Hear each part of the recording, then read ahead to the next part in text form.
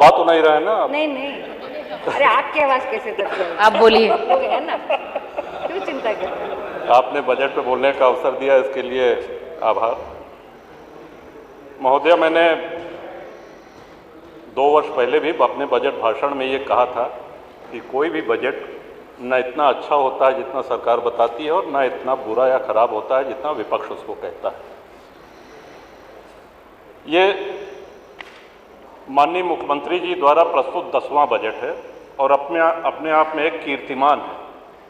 आज तक कोई भी मुख्यमंत्री उत्तर प्रदेश में 10 बजट, वो भी लगातार, प्रस्तुत करने का कीर्तिमान।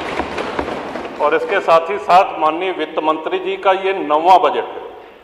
और ये इसलिए मैं कहना चाहता हूं कि आप जितने पुराने वित्त मंत्री होते जाते हैं उतने ही और सक्षम, उतने ही और सबल होते जाते हैं। उसी तरह से हम लोगों को देखा करें, क्योंकि आपकी एक आदत है, हम लोग कोई काम लेकर के माननीय मुख्यमंत्री जी के पास जाते हैं, वो कहें कि ये खन्ना साहब देखेंगे, सुरेश जी देखेंगे।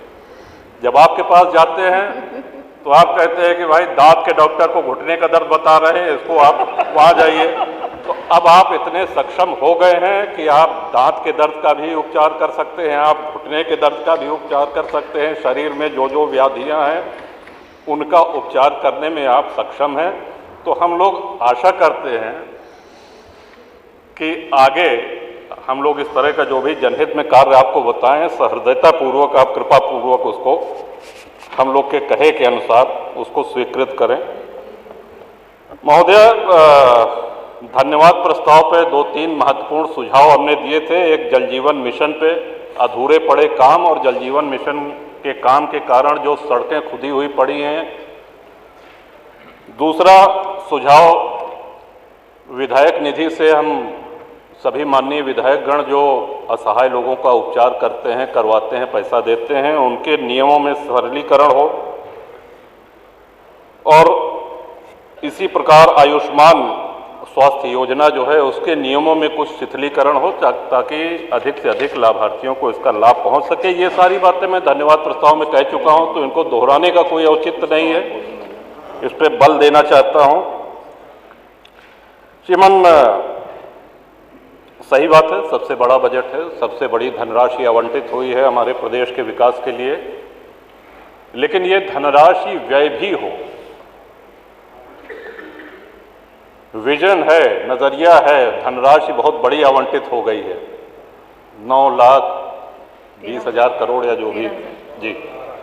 लेकिन यदि ये धनराशि जनहित में व्ययहीन हो, हम सभी माननीय विधायकगण चाहते हैं, आप प्रस्ताव मांग लीजिए, 10-10, 20-20 किलोमीटर सड़कों का प्रस्ताव सभी लोग दे देंगे, उसको स्वीकृत कर दीजिए, कम से कम धन खर्च होना चाहिए।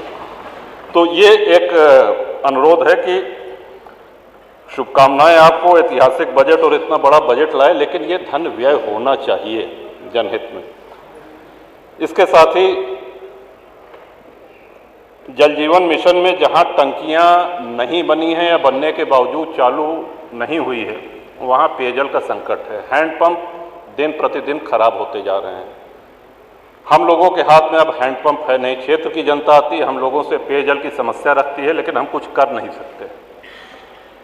अगर नल वो रिबोर भी होना है तो वो ग्राम प्रधान के जिम्मे दे दिया गया है कि राज्य वित्त आयोग से उसको रिबोर कराएं। प्रधान जी की अपनी समस्या है, वो कहते हैं साहब इस मत से हमको और इतना पैसा देना है कि हमको रिबोर करने के लिए हमारे पास पैसा नहीं है। तो इसमें अनुरोध है, सुझाव है कि जब तक जल जीवन मिशन पूरी तरह चालू ना हो जाए, घर घर नल न लग जाए, तब तक हैंडपंप इंडिया मार्का 2 की योजना आप इसको कृपापूर्वक चालू रखें। गर्मी आने वाली है, पानी का स्ट्रेटा कम हो रहा है, नीचे जा रहा है, पेयजल संकट आएगा, तो इससे निदान, इसके निवारण के लिए ये आवश्यक है। इसके साथ ही